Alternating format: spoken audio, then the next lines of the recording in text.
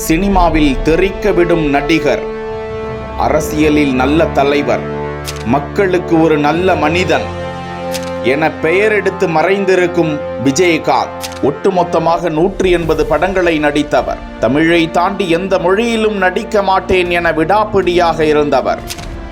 அவர் நடித்த முக்கிய சில திரைப்படங்கள் மக்கள் மனதில் நீங்கா இடம்பெற்ற தருணங்கள் குறித்து ஒரு சின்ன பார்வை. அந்த திரைப்படங்களில் அவர் நடிக்கவில்லை, வாழ்ந்து காட்டியிருப்பார்.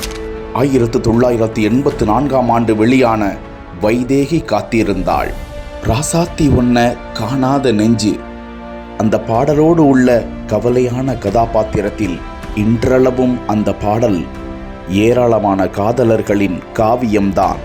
அந்த திரைப்படம் 175 நாட்கள் திரையரங்குகளில் பறைசாற்றியது. அடுத்ததாக செந்தூரப்பூவே திரைப்படம் பாக்ஸ் ஆபீஸில் அப்போதே 200 நாட்களுக்கு மேல் ஓடி சாதனை படைத்து 2.5 கோடிக்கு மேல் வசூலை அள்ளி தந்தது. 1988ஆம் ஆண்டு வெளியான படங்களில் அதுவே அதிக வசூல் என்றும் பெயர் எடுத்தது. 1986ஆம் ஆண்டு வெளியான ஊமை விழிகள் 200 நாட்கள் ஓடியது. 1989ஆம் ஆண்டு வெளியான பாட்டுக்கு ஒரு தலைவன் 175 நாட்களை கடந்தது. 1986ஆம் ஆண்டு வெளியான அம்மன் கோவில் கிழக்காலே 175 நாட்கள் ஓடியது.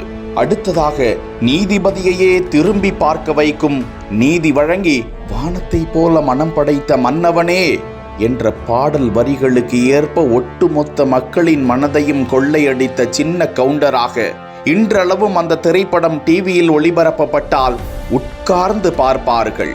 315 நாட்களை வெற்றிகரமாக கடக்கச் செய்தது அந்த திரைப்படம். அடுத்ததாக 1991இல் வெளியான கேப்டன் பிரபாகரன், அது அவரது 100வது திரைப்படம். கேப்டன் என்ற பதவியையும் அந்த படம்தான் அவருக்கு வழங்கியது. சும்மா போலீஸ் வேடத்தில் தெறிக்க விட்ட கேப்டன் பிரபாகரன் அப்போது அசராமல் சுமார் 300 நாட்கள் ஓடியது. அதே சரவடி பட்டாசாக மாநகர காவல் 230 நாட்களும், புலன் விசாரணை 230 நாட்களும் திரை அரங்கங்களை அதிரச் செய்து ஓடியது. சேதுபதி IPS உள்ளிட்ட காவல்துறை வேடத்தில் நடித்த விஜயகாந்தின் திரைப்படங்கள் பல காவலர்களுக்கும் முன் உதாரணம் என்றால் அது மிகை ஆகாது.